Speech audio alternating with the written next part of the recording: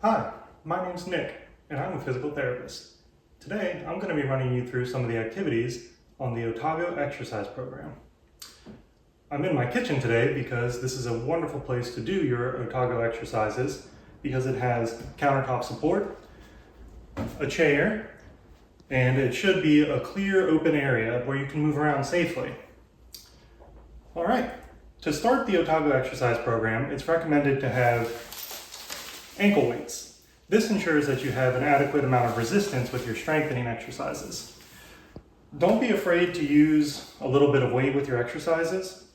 I'm going to be demonstrating with the larger ankle weight, but they sell adjustable ankle weights online. Starting with 1 pound may be best for most people, but the exercise program recommends from 1 pound up to 10 pounds. All right, so we'll start with some warm-up exercises. The first warm-up exercise we're going to do is deep breathing. So when you're breathing in, think about letting your ribs expand and then push out. Think about breathing in through your nose and then out through your mouth like you're blowing out a birthday candle. So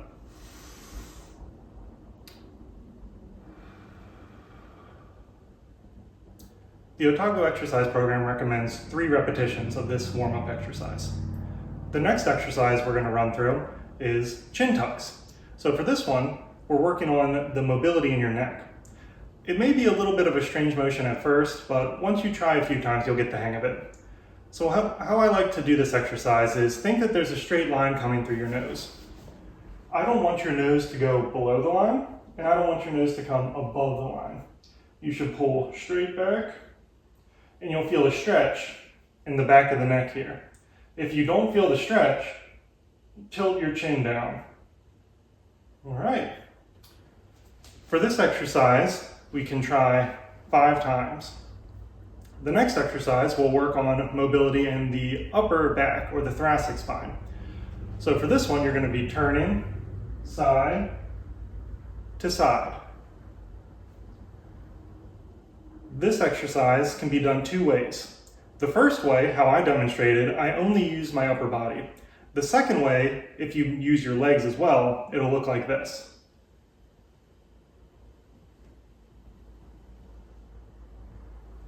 Either option is fine as long as you don't only use the legs. So if I only use my legs, it's going to look like this. I'm not moving my upper body at all. So make sure that you start by turning the shoulders, and then the hips can rotate as well. All right, the next exercise is back up to the neck. You're just going to be turning side to side 5 times. With any of these exercises, I don't want you to push through pain. You may feel like you can go a little bit further, so maybe I know I can go all the way over here, but if I start to feel pain about here, just stop right there. Over time, your body will get more mobile and you'll be able to go further and further and further without pain. The pain-free range of motion is what's most important. For the next exercises, we're going to be working on balance. So this is the most involved portion of the exercise program. And there's many variations you can do for the exercises. I do recommend having a sturdy countertop. That way when you're doing your exercises, if you lose your balance, you can grab on and it'll stop you from falling over.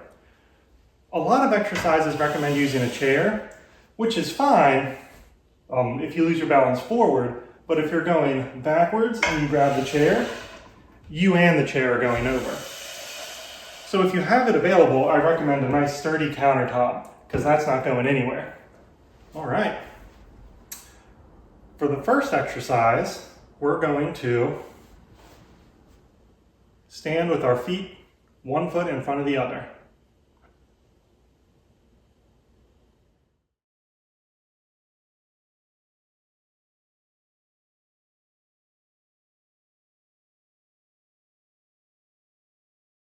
You'll do this for 10 seconds and we'll do it 5 times. You can alternate between feet if you'd like.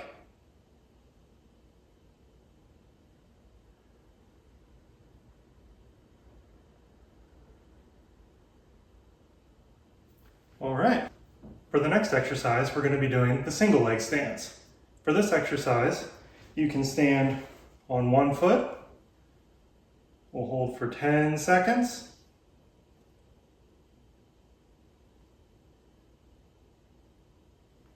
All right. And you'll do this 5 times. Alternate between your feet.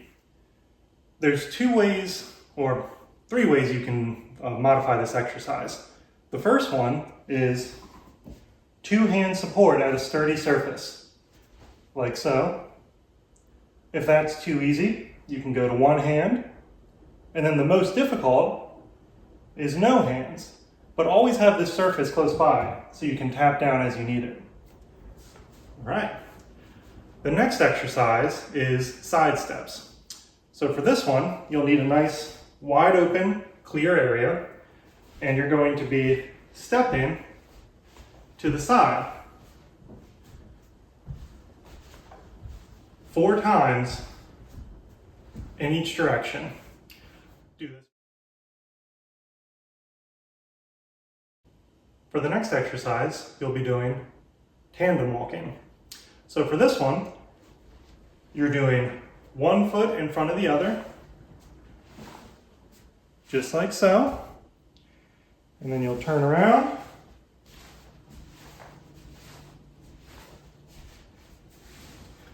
You'll do 10 steps, and you'll do that 5 times.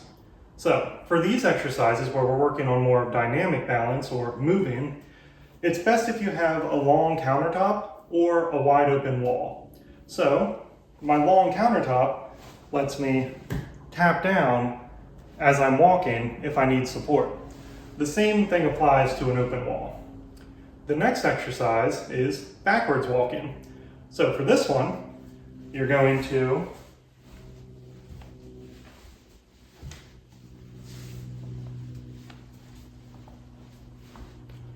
walk backwards. Try 10 steps, 5 times. Again, next to an open countertop or an open wall. The next exercise is figure 8 walking, or walking with turns. So for this exercise, you're going to be walking, turning to your left, turning to your right, and then turning to your left again. It's best to have a wide open area here, and then again, something close by that you can hold on to if you need it. You can have as wide of a turn as you need. It doesn't have to be such a tight turn.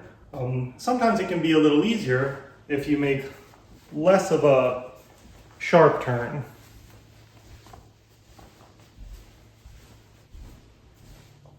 All right. For the next exercise, we'll be doing backwards tandem walk. This one is tricky, and it might not be something you're comfortable doing now.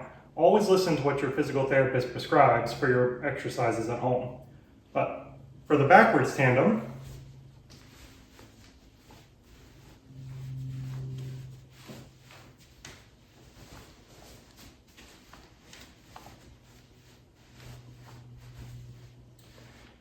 you're doing the same thing you did with your forwards tandem walk, except you're going backwards.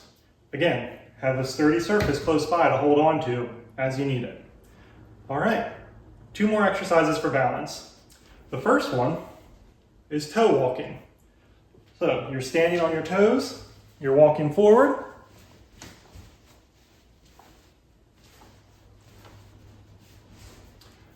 and you'll do this 10 times, 10 steps, 5 times. The last exercise is heel walking. You'll be up on your heels, taking 10 steps,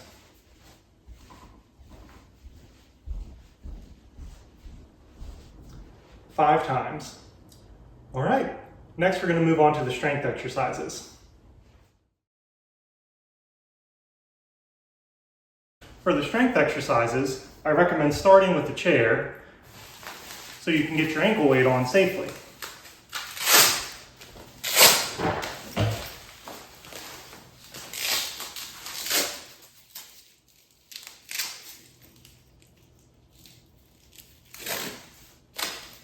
They can take a little getting used to getting on, so Don't get too frustrated at first, you'll get the hang of it. All right, the exercises should be done on both legs. I'm going to demonstrate on my left. The first exercise is your kick out. You're kicking up, you'll feel that front leg muscle squeeze, and then back down nice and controlled. We'll try this one 10 times.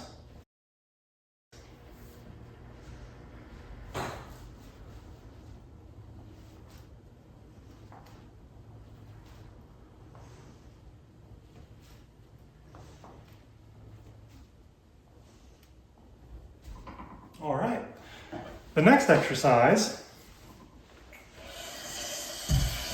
you'll be standing and you can use your chair for support for these. You'll be bending the knee back and down, back and down. For this exercise, make sure your knee stays lined up with the other knee. It's easy to let that knee drift forward, and then it feels a little easier on the back of the leg, but you'll feel it a little more in the hips. So that looks like this. That's more of a marching exercise. So we're focusing on the back of the leg. I want you to keep that knee in line with the other knee, just like that. All right, the next exercise, again, you'll be standing with the support of a chair, but so you can see it a little easier, I'm not going to use the chair, but I would like you to use the chair at home. So this one, kicking your leg out and back down, out and back down. Same principles, up and then down, nice and slow. I don't want your leg to plop back down. That puts a lot of force on the joint and it lets the muscles do less work. And because we want to strengthen the muscle to protect the joints, we're going to go slowly and controlled with all these exercises. And that's the last exercise that you'll use the ankle weights for. So we'll take them off now.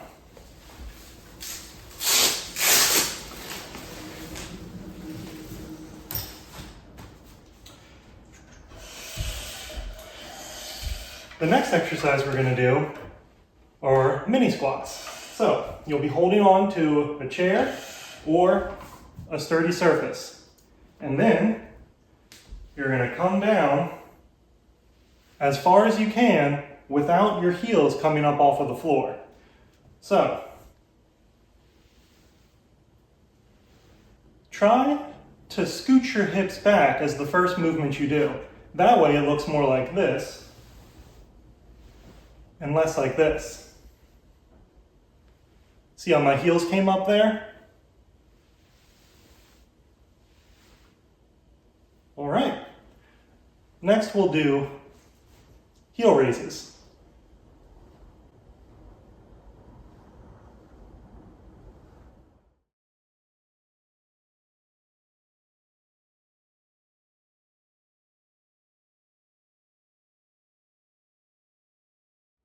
And toe raises.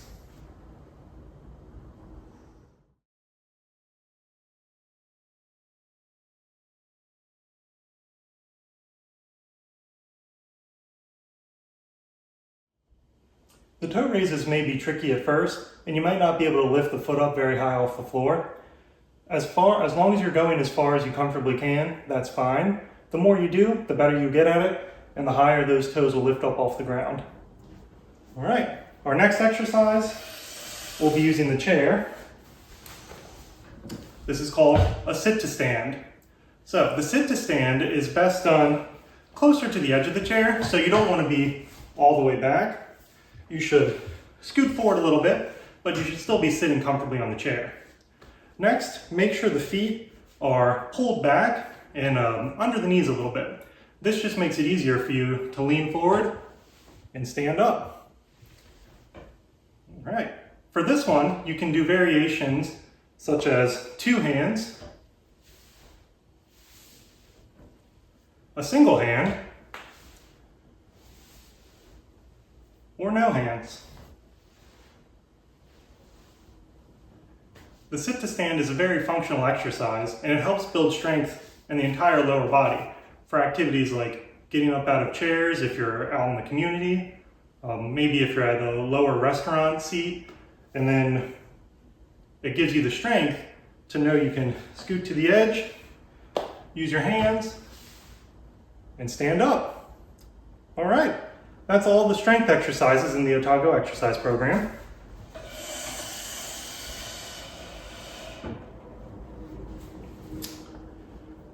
The Otago exercise program also emphasizes a walking program. They recommend that you walk for 30 minutes a day, 3 times a week. It doesn't have to be all at once. You can break it up into sections. Maybe if you want to do 10 minutes in the morning, 10 in the afternoon, and 10 in the evening, that's 30 minutes total of walking, which is fine for the program. Another activity that is mentioned in the Otago exercise program is stair training. I'm not going to demonstrate that today, as not everybody is prescribed stair training for their exercises. Listen to your physical therapist. They'll walk you through it if they want you to do stair training at home. But if you're going to try it, always make sure you have a sturdy handrail so that you have balance as you're walking up and down the stairs. But that concludes my demonstration of the Otago exercise program. I hope you have a good day and happy exercising.